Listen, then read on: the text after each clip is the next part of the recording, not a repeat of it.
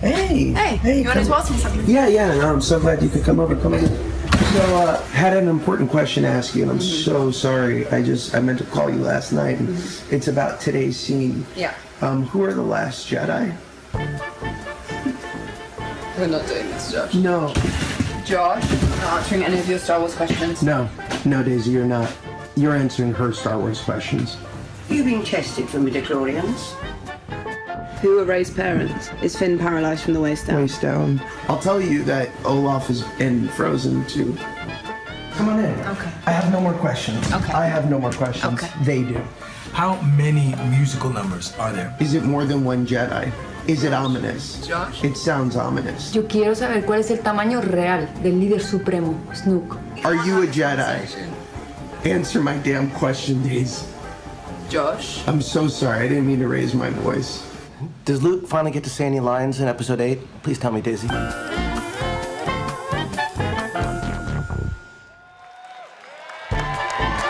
and gentlemen, your host, Josh Gad.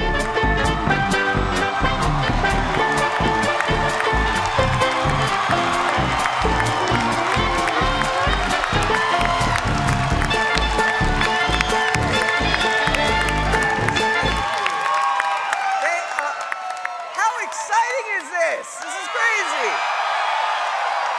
You know, I have to say, I warned her. I warned Daisy. I told her we can do this the easy way or the hard way. She chose the hard way.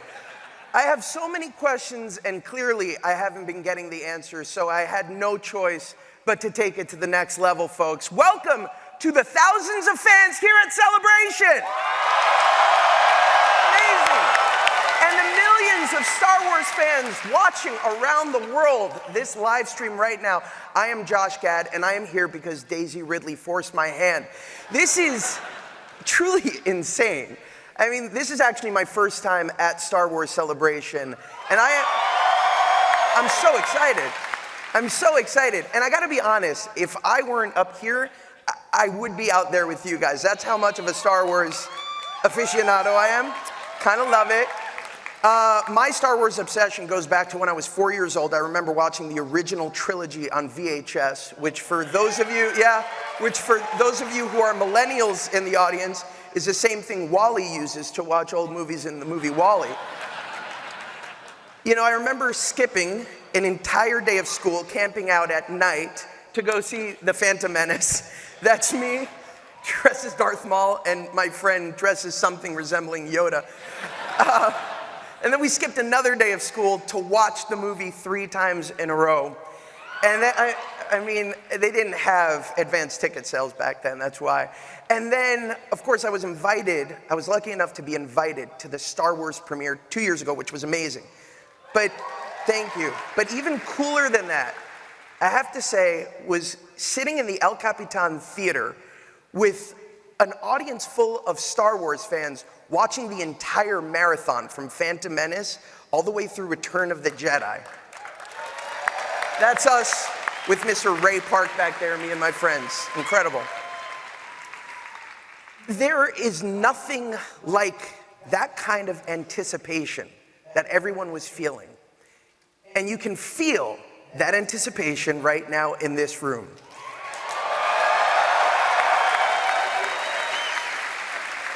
As we get ready to talk about what happens next, The Last Jedi.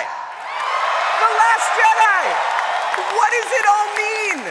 We have questions. They have answers. Ladies and gentlemen, please welcome President of Lucasfilm, Kathleen Kennedy, and the writer-director of The Last Jedi, Rian Johnson.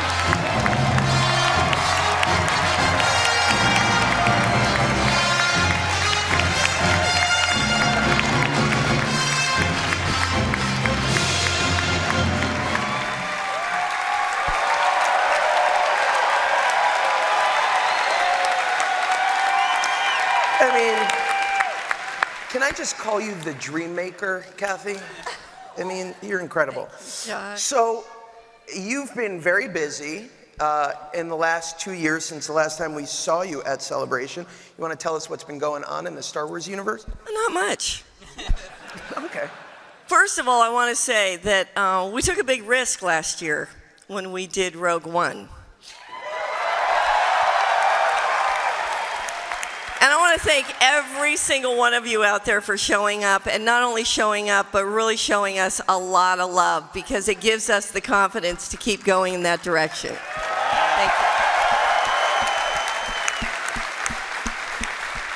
you. Amazing. All right, and before we jump into all things Last Jedi, you did something really cool last night. Yeah.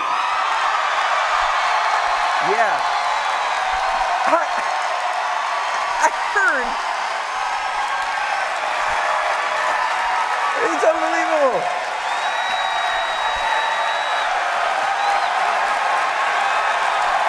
It's all for you. Stand up, take a bow. Take a bow.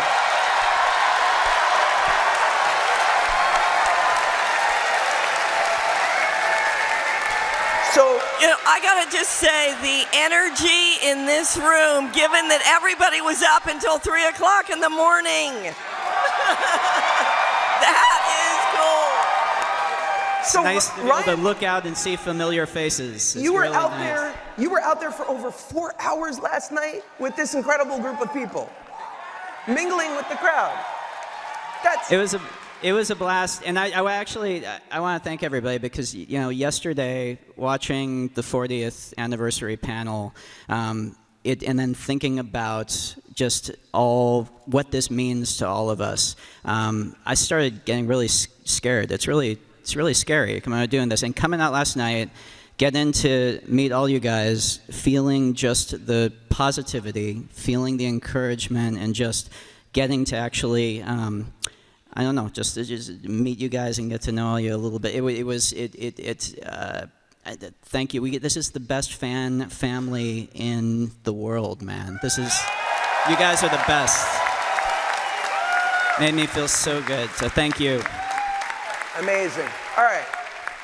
So now we've gotten all of the pleasantries out of the way. I have to ask you the question on everybody's mind: where are we at with The Last Jedi?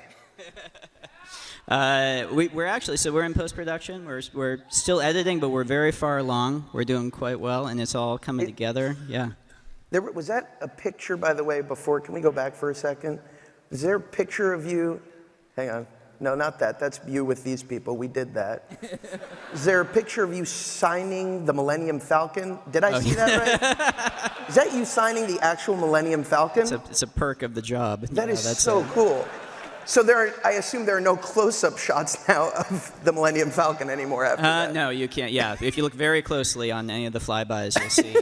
Yeah. All right, so Kathy, what does Ryan bring in terms of new style to the Star Wars universe?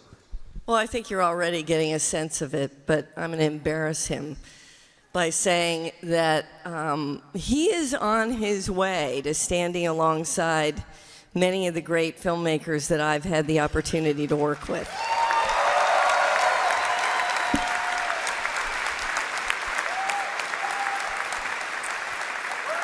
He has an amazing uniqueness to what he does. He also writes as beautifully as he directs, which is quite incredible. And he writes amazingly fierce and independent women. He's also got a great sense of humor. And that, as everybody in this room knows, is so important to Star Wars. So it's a pretty fantastic package. I should stop talking after that and just leave the stage, because everything is just downhill after. Thank you, Kathy. That means so much. All right, so Ryan, tell us about shooting the movie. The whole Pinewood connection, Star Wars has a history of shooting in London. Talk about that. Well, I guess we had the time of our lives making this movie. It was such a joyful experience from top to bottom, and we were shooting in Pinewood Studios in England, which to me it was my first time being there. And I don't know about you guys, but for me, like growing up, it was like Pinewood Studios was like Camelot or something. It was like this mythical place that you heard about with the movies that, Bond movies were shot there. And to actually set up camp there and be able to come into work every day, it just added to this magical experience. Man. The legacy really is insane, because I've shot 2 films in London, and the only thing the crew ever wants to talk about are the Star Wars films. They're like, oh, that's where the Millennium Falcon was. We're like, we need to be setting up for lunch now. So, Ryan, you also spent time in Ireland. I saw on social media. Incredible. I always love, like, when I see pictures like this is Skellig, right? That's Skellig. And Dingle. I Yeah, love the that's- fact that we were in Dingle. Are the locals there, like, amazed by, do they, like, look out the window and, like, there's Luke Skywalker holding a lightsaber. I can't possibly do my homework, Papa. This. That's a terrible Irish. Apologize to any locals who are actually I know, watching. I'm never for that invited to accent. Ireland again. That's- But is it, like, crazy?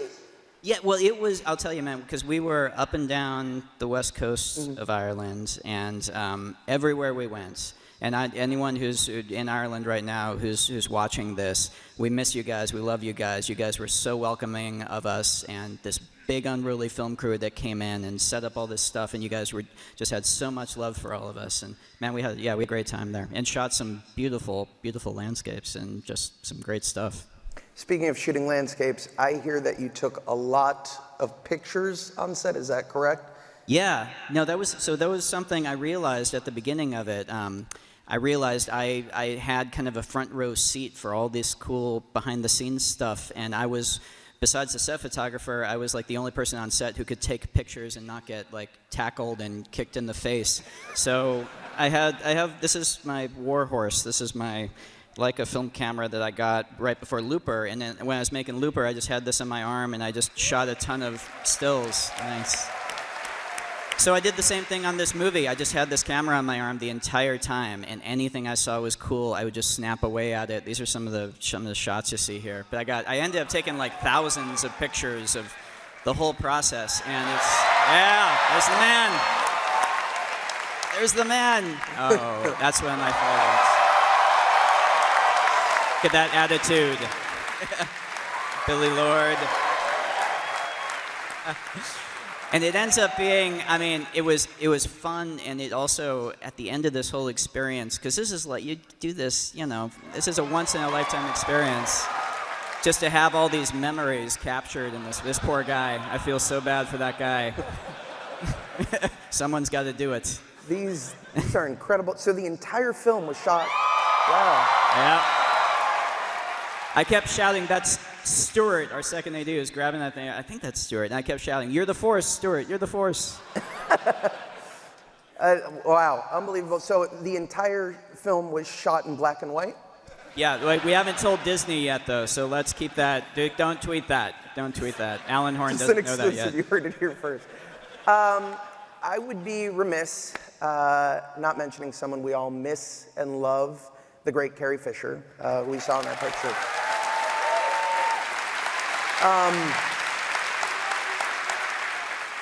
Yesterday I watched that incredible tribute. I bawled. Then John Williams came out and I fell on the floor sobbing. It was really incredible, and I'd love to hear from both of you guys. What was it like continuing to develop the great princess, now General Leia? Well, it was extraordinary, needless to say. Carrie is remarkable in the movie. I mean, what Ryan wrote and the performance she ends up giving, I think you guys are going to find that an amazing tribute to her talent. Yeah,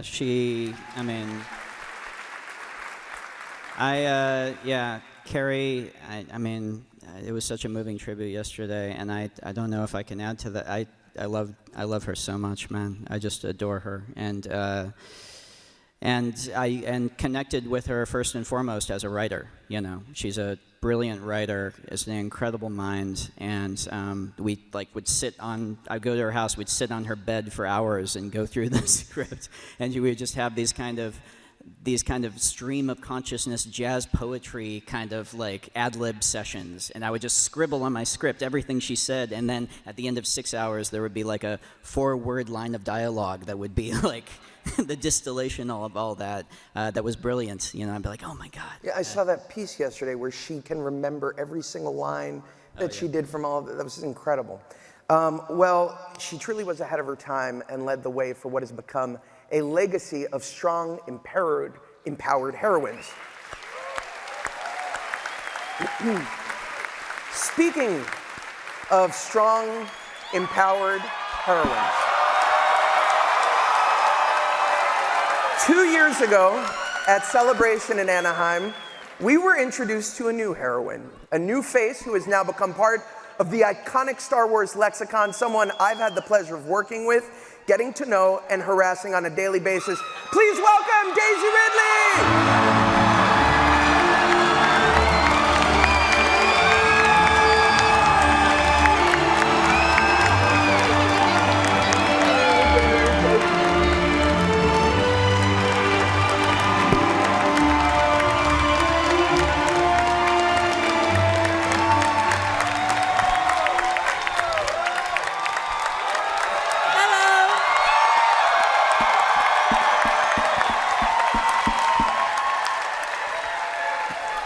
My heart is pounding. Thank you so much.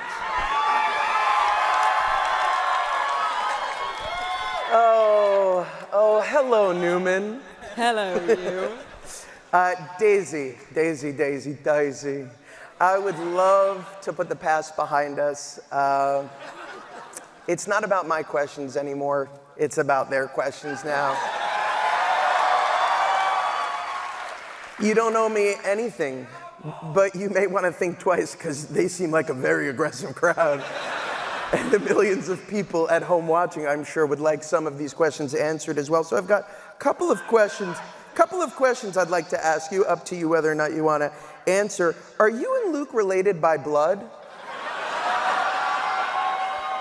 No to that one. Okay. Are you a Skywalker? Is your name Rey Skywalker? Your name Rey Kenobi? That's a popular answer, clearly. Who doesn't know their own last name? Could you imagine if I went up to you and I said, my entire name is Josh, good to meet you? Are you like the Madonna of Jakku? Okay, all right. I see we're getting nowhere, Daisy. So I'll start off with a simple question. Daisy, did you enjoy working on The Last Jedi? Look at me there!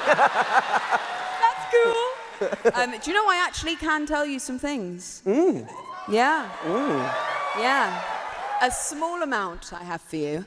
What I can say is, in The Last Jedi, we go deeper into Rey's story. And what is very apparent from where we left off in The Force Awakens and where we begin with The Last Jedi is Rey has a certain expectation as to what she might be getting from Luke and what that might entail. And as a lot of people know, it's difficult when you meet your heroes because it might not be what you expect. Amazing. Amazing. That's quite a lot, right? It's plenty. That's plenty. That's it. But I will say, that picture was shot in Ireland. We had the most incredible time. It was, honestly, it was very nerve-wracking going back for the second time. Because the first time around, I didn't quite know what I was doing. I was just bumbling along, and luckily I had Kathy and JJ and everyone as a wonderful kind of cushion around me. The response to The Force Awakens was amazing. But, woo! But coming back the second time, I felt a certain responsibility, and I was like, oh, I should know what I'm doing now, and I kind of don't. But luckily, Ryan's writing is beautiful. The film, I think, is great, and we had the best time. Amazing. You know, I've spoken to you about this before. As a father of two girls, I feel, and I think a lot of this is due to you as well, I feel incredible about the fact that there are all of these strong, empowered females now inhabiting the Star Wars world in the mold of Leia. What is it like coming back here 2 years later, being with the fans when they first got to meet you? Now they all have your action figures. They all have your dresses. Some of them have your, not all of them. But, you know, what is it like knowing that you are a part of this history now? What I will say is, people kept kind of congratulating me on that, and that was Michael, Larry, and JJ, and Kathy, and all of the story developers at Lucasfilm. That's who created Rey. I was just lucky enough to be able to embody that. it's insane. It's like, it kind of I kind of forget it happened, and then like I can see people wearing a costume. I'm like, oh my God, this is real. But it's really wonderful, and especially people who have little girls, the way that people talk about Rey and the way that this film has affected them is amazing. So I'm very happy to be part of it. Can I say, Josh, actually? Yes. So, I mean, that's very gracious of Daisy, and she's very right. And obviously, she's not Rey. She's a great actor who's playing Rey. But so much of the stuff that people respond to in that character, and having gotten to know Daisy and gotten to work with her over the past few years, the tenacity and the bravery and the humor and the depth and so many of the things that make little kids want to be Rey. Just like the things that people looked up to in Leia came from Carrie, those things are Daisy.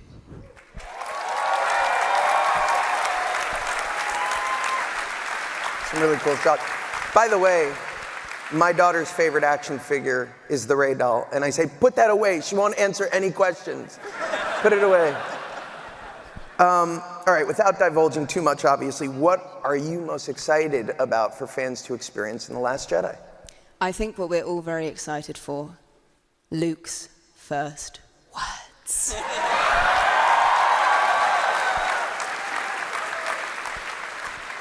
I will say that is definitely true. In addition to Daisy, The Force Awakens introduced other talented newcomers to the world. 2 years ago, we met another star for the very first time at the Celebration stage, and now, after a massively successful on-screen debut and a world press tour, who doesn't recognize this celebrity? Returning to the Star Wars Celebration, please welcome BB-8.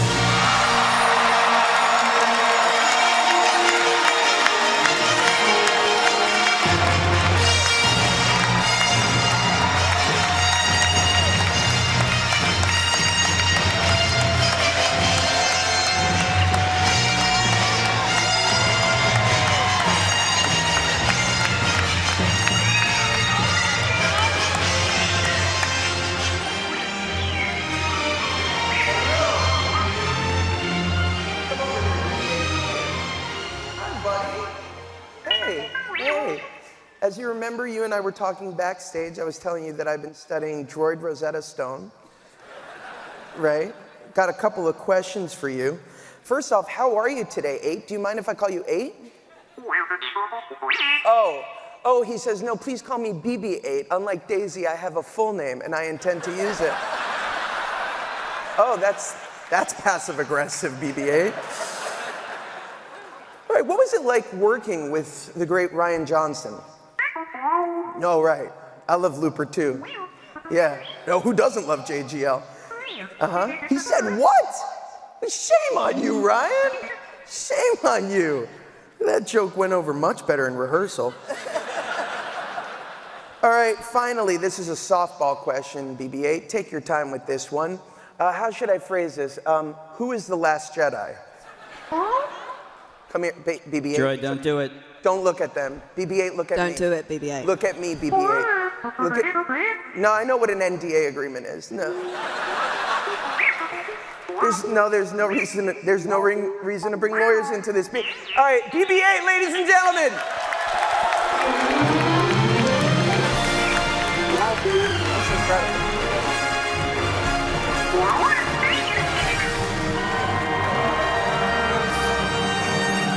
That is the coolest thing in the world.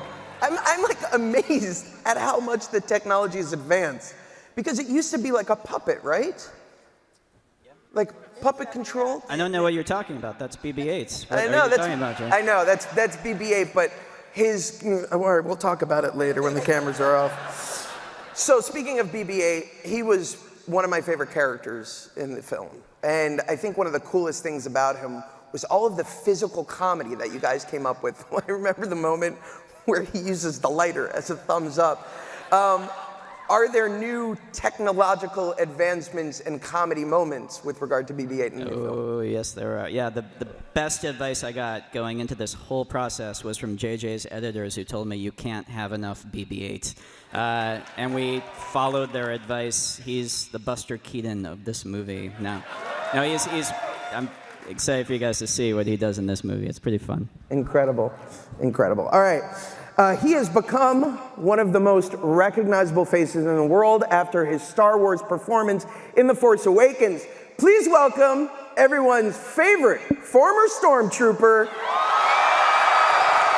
John Boyega!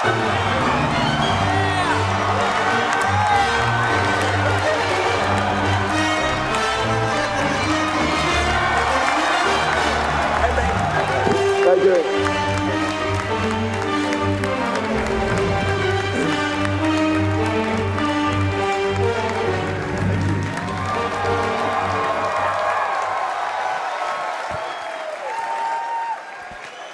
I mean, John?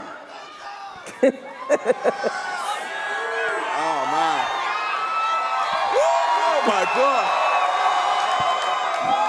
Wow. Clearly the fans love you. How does that make you feel? Oh, this is crazy. Well, it's good to be back, eh? Good to be back. In 2 years, this is awesome.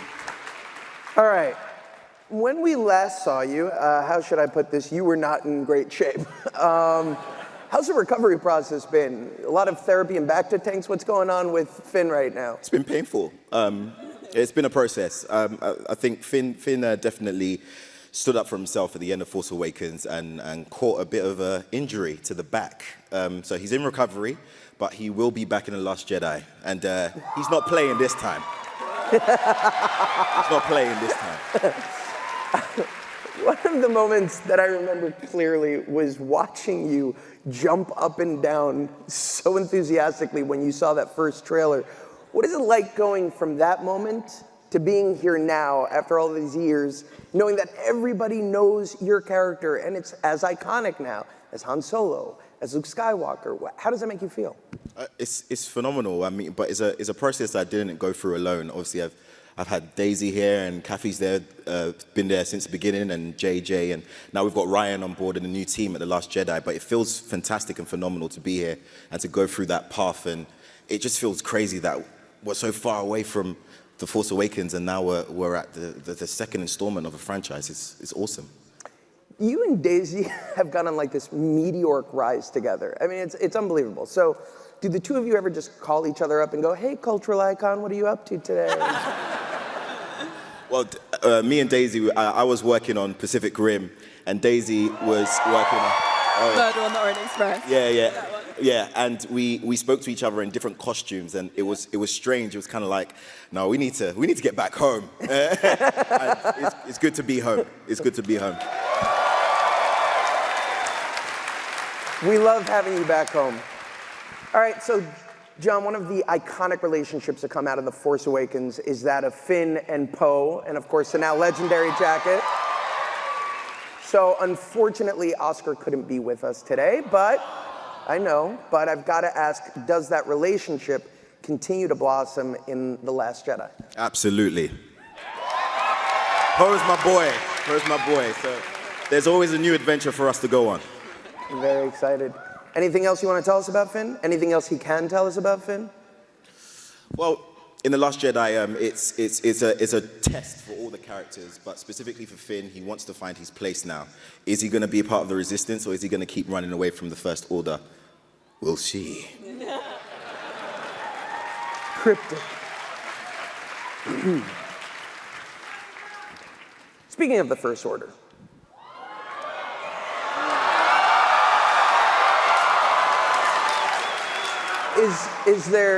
is there anything that you can tell us about the dark side?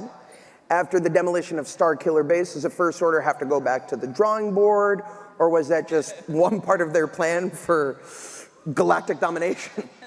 Well, yeah, I mean, Starkiller Base, big loss, but they did manage to take out the seat of the Republic, and that's thrown the galaxy into chaos, and the First Order are jumping on that at the beginning of our movie. Very aggressively, not sitting on their hands. They're making some big moves at the start of our film. So things are going to get dire. Everybody looks so pensive and angry in that. I'm so upset. I can't wait to find out what they're upset about. So we find out more about Rey. We find out more about Finn. We know that BB-8 comes back. Are there any new characters from The Last Jedi that you care to tell us about today, Ryan? There might be a few. Oh? So we have a couple really fun new characters coming out, and a few of whom I'm really excited to introduce you guys to, but one in particular who's here today, who has the biggest new part in the movie, and ironically is played by the smallest actor.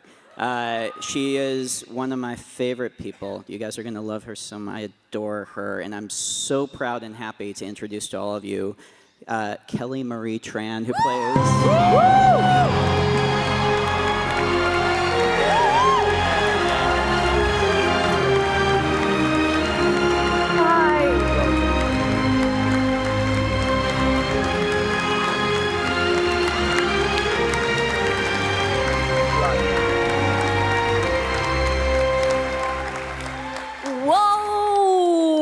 Crazy, right? Hello. Crazy. I'm sorry about teasing you before that there were only going to be 10 people in the audience. Yeah, I you feel lied bad about to me, that Josh. now. You lied. So Kelly, this actually isn't your first celebration, I understand. You were in London last year. Tell me about that.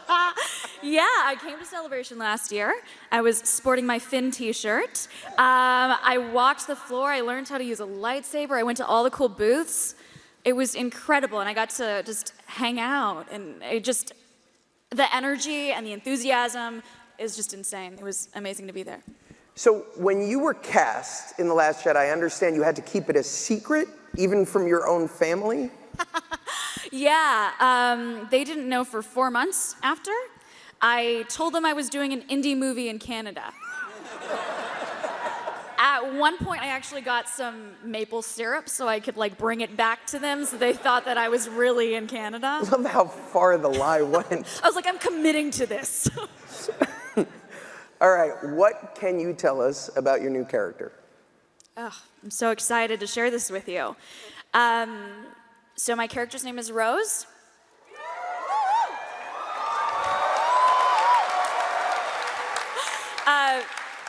She's part of the Resistance. Yeah, and she works in maintenance, and I just can't wait for you to meet her. Oh, there she is. That's her. She's pretty rad. Rose is a maintenance worker in the Resistance, and for me, growing up, one of the things as a kid in Colorado watching these movies, you feel like you're watching Luke Skywalker kind of get pulled out of, and I think it's why people respond to Rey also, get pulled out of wherever he is and be this unlikely hero. The notion that anyone out there, any of us, can step up and turn into a hero. That's really kind of where the character of Rose comes from. She's not a soldier, she's not looking to be a hero, and she gets pulled in a very big way into an adventure in this movie with Finn. And Kelly just embodies that for me. Whoa. Kelly, last night in the elevator, that came out badly. We were in the elevator with a bunch of people. Last night, I looked at you and I said, this is great. Your life is about to change. Your anonymity is going to be, you can ask these two. How do you feel today, coming out here and knowing that you are now a part of the Star Wars universe?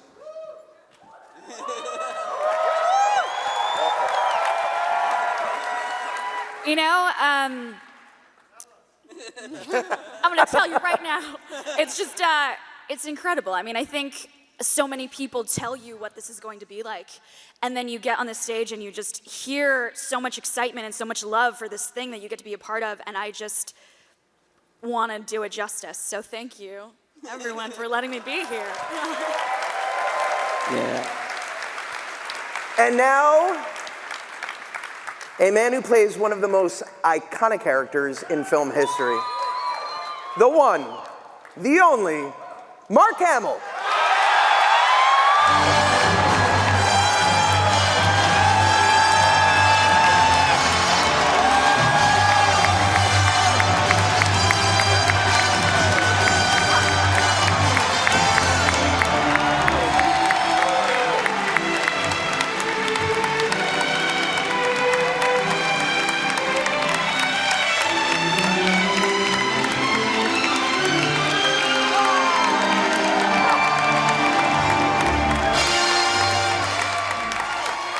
Oh, good. They provided me all my ad libs, which is good for me. I love you back. I love you. They saw you yesterday. You're just like old hat at this now. You're doing this every day. Well, I never get used to it, you know? We go back to our everyday lives where, you know, instead of adoring fans, my wife's telling me to take out the trash and pick up after the dogs in the yard. It's very unglamorous. So I have to ask you the question on everybody's mind, I imagine, for the last 2 years. Does Luke Skywalker finally get to speak in this film? I might be one of the most valuable characters to Lucasfilm, not because I'm a legacy character, but thanks to short-term memory loss. I don't remember what I had for breakfast, so I don't remember. And I'm joking, but even when I went in and did ADR and saw this footage, it was like an out-of-body experience. You know, it's so contained in its own world. And you show up in jeans and a T-shirt, and it's really scary. You know, Ryan came out to my house to, like he went to all of us, to discuss the script and so forth. And we spent several hours. I brought him into my TV room and showed him my favorite episode of Sergeant Bilko. You know, important things. And I said to him, the truth of the matter is, one of the reasons I loved Rogue One so much and the prequels was that I was not in them. I could just relax and enjoy. I didn't have any anxiety about whether I did the right thing or was successful. And I said to Ryan, you know, we had a beginning, a middle, and an end in our original trilogy. I just don't want to tempt fate. You can't catch lightning in a bottle over again. And the truth be known, Ryan, is I'm terrified. You know what he said? So am I. And I said, now, that's a director I could love. Because he didn't, yeah. And I'd seen Looper and Brothers Bloom, all of it, and Brick. You can't categorize, you know, a lot of times you see directors' films and there's a thread that goes through them all, and his films are all so diverse and also ambitious in their own way. And in this experience, he's rocketed to the top of my all-time favorite directors, believe me. I couldn't have done it without him. He was my seeing eye dog. And all I knew was, if Ryan's happy, I'm happy. I totally turned over my performance to Ryan and just sort of knew that if he was satisfied, then we got it right. I think the feeling seems very mutual among the cast. Coming back all these years later, what is it like to find Luke's voice again? Not just vocally, but metaphorically. What's it like getting back into this character after all these years? Did you go back and watch the old films? Is he at such a new place that it didn't matter? Well, in 7, you discovered Luke obviously is a hermit on this island, that there's so much unsaid about where he's been and what he's done. And actors like to write their own backstories. You know, you want to figure out what you've done and where you've been. But I realized that wasn't really important to the story of Force Awakens. I still made it up myself. And, you know, I tried to show it to JJ, and he, you know, was accommodating, but basically patted me on the head, gave me a cookie, and made me go away. Because, you know, whatever, make it up. I mean, they allude to things that have happened, and to a certain extent, you know, it's not Luke's story anymore. But I think he's an important part of the overall arc of the saga. And again, there's a lot of mystery about him, even within the film. So you have to fill in your own backstory. I'm sure there'll be comic books and video games and novels that tell the story, but like I say, and I shared with Ryan a lot of my own things. I thought, I have to relate to things that are real in my own life to understand where Luke is at this point in his life. I'm just going to break in here and make sure that everybody out there realizes he is so significantly important to this next film. You have no idea. Well, that's good to hear. Mr. Modesty. And by the way, I look down and, I see Olaf, I see Wonder Woman, I see God, I see my colleague, Daisy, my son. And this one, if she were any cuter, she'd be an actual Disney cartoon. Doesn't come any cuter than Kelly. I love that you look at me and see an animated character. Thank you. Now, this is a personal question because, this is how I approach a lot of my roles. Did you do a lot of physical training to get into Luke Skywalker? We all had a good laugh about that. Because, when I read the script, the very first line is, Luke Skywalker has vanished. I went, okay, let's go. And I'm reading about, everybody talks about me all through the movie. Skywalker must be stopped. The sword of Skywalker is dangerous. I kept making all these notes. Ooh, that's the 33rd mention. And people are talking about me. You know what I thought when I said, you know what, I know I'm probably going to come in towards the end of the third act. But I thought when you were in the forest and the lightsaber jiggled in the snow, I said, okay, here I am. And it flies into the hands of Rey. She didn't even do any training. Although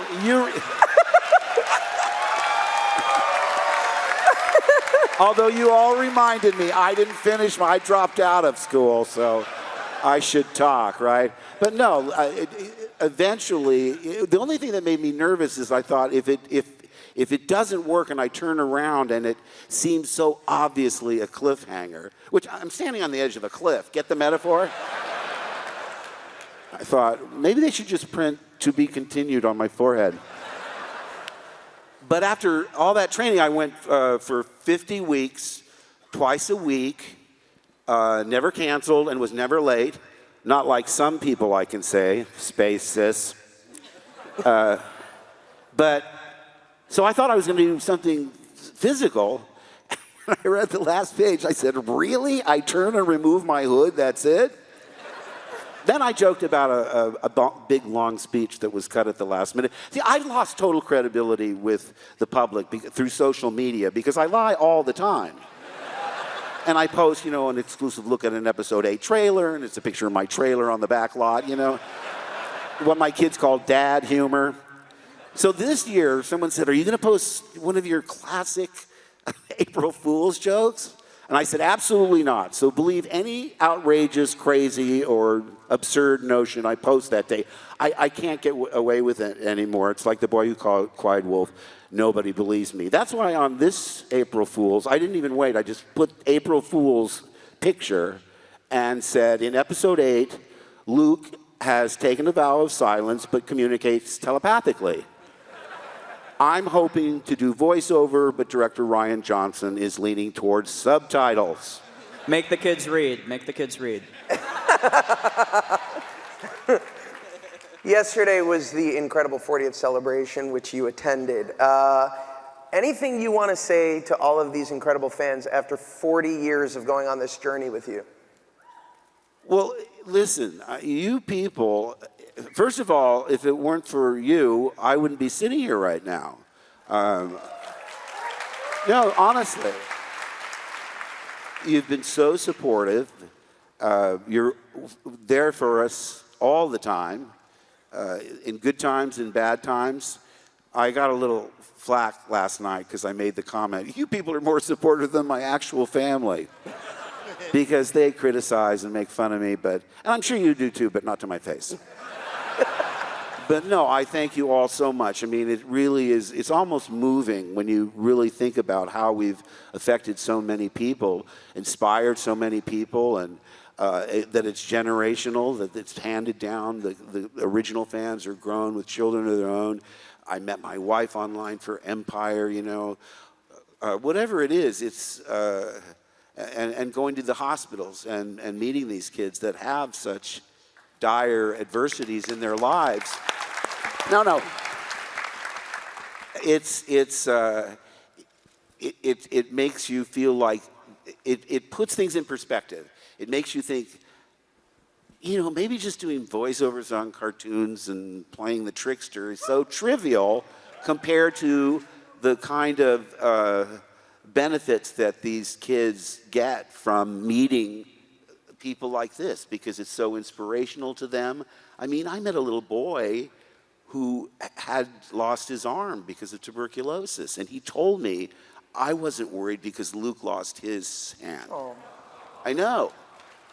I mean, it's tough. I mean, it can be emotionally harrowing. So I always use reverse psychology and say, are you faking? You don't look sick to me.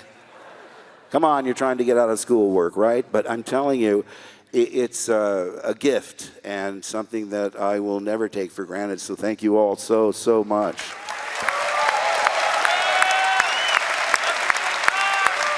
All right.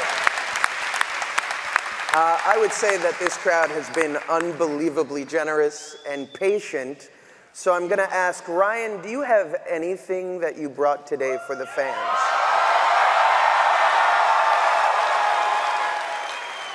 I might.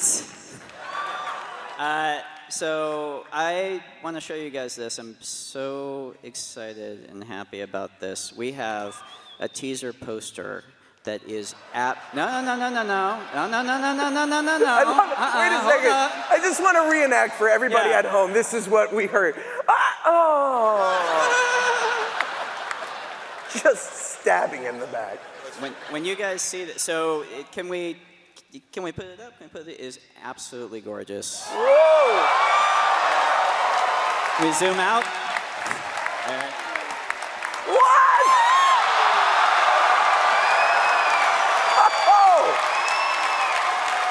Oh! That is... I gotta soak that in. Isn't that beautiful? Oh my God. And you know what? These guys have not seen this either, so they are looking back over their shoulder because they're seeing it for the first time. That is very, very cool. All right, well, that does it, guys. Thank you so much for coming. First of all, important to know, every single one of you sitting out there gets one of those.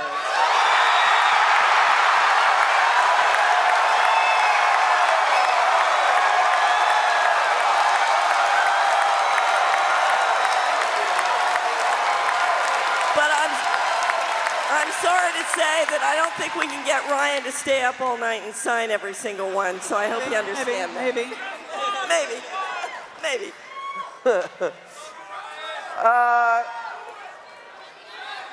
This has been an absolute thrill. Is there anything else you want to... Anything? I mean, they seem like they're really interested in more. I'm trying.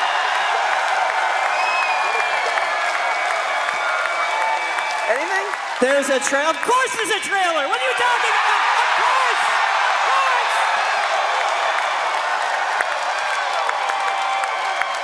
So I want you guys to know, this is also going to be these guys' first time seeing this trailer. We're going to go over I haven't seen it. with you together. Let's do this. Very excited. Let's see it. All right, we're going over here. Where are we going? This way. Over here, Kath. No, this. Kathy, I did lines for the trailer, and I Kathy, haven't even seen you this had to footage. come to rehearsal. It was this. Oh, we're going this way.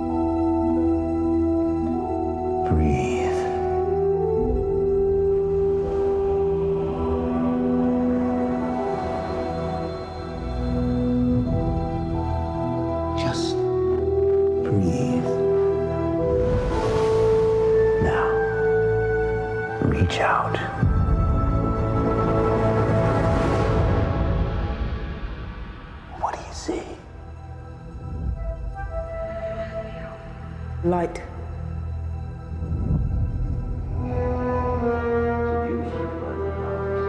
Darkness.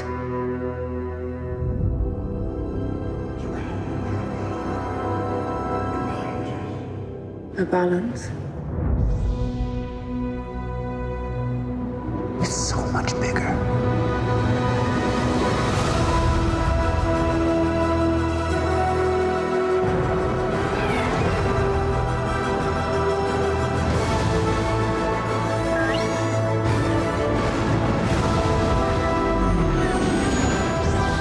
I only know one truth.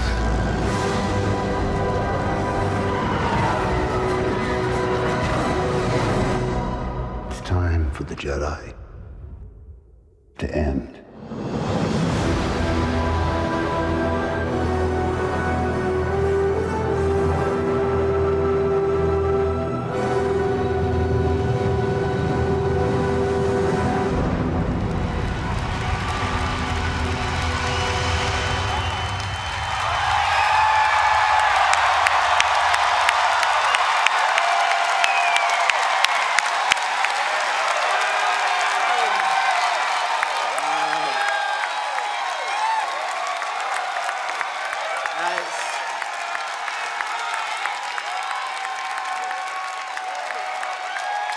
Thank you guys so much.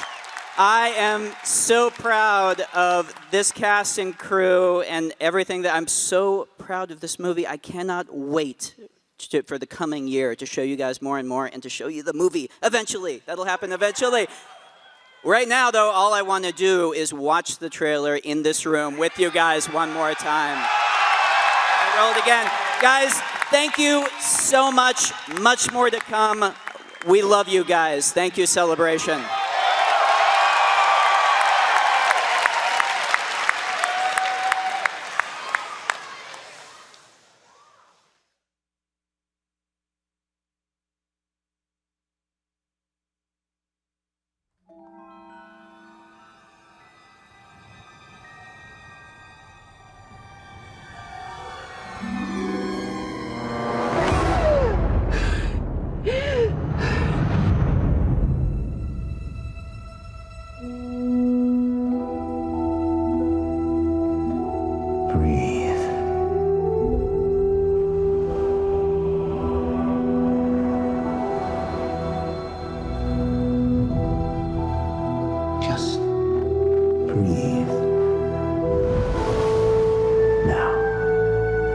Reach out.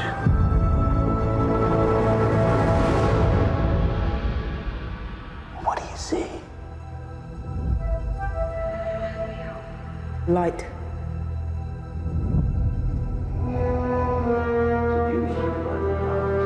Darkness.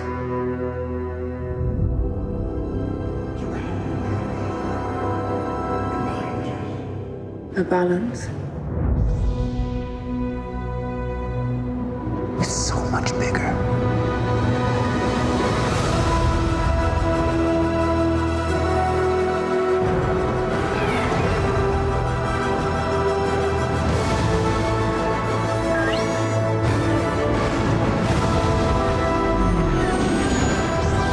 I only know one truth.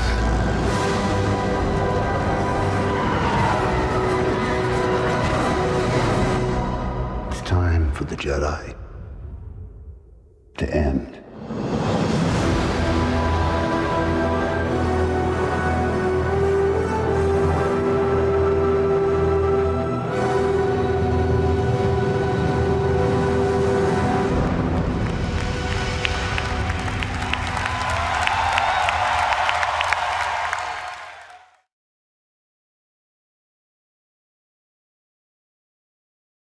It's day 2 of the Star Wars show live from Star Wars Celebration 2017 in Orlando, and today is the day you've been waiting for. In just a few minutes, Lucasfilm President Kathleen Kennedy is going to be joined on stage by the writer and director of Star Wars The Last Jedi, Rian Johnson, to give fans their first in-depth look at the next chapter in the Star Wars saga. This panel promises to have a ton of surprises, unannounced guests, and is guaranteed to be the talk of the weekend. Later this afternoon, we'll be bringing you the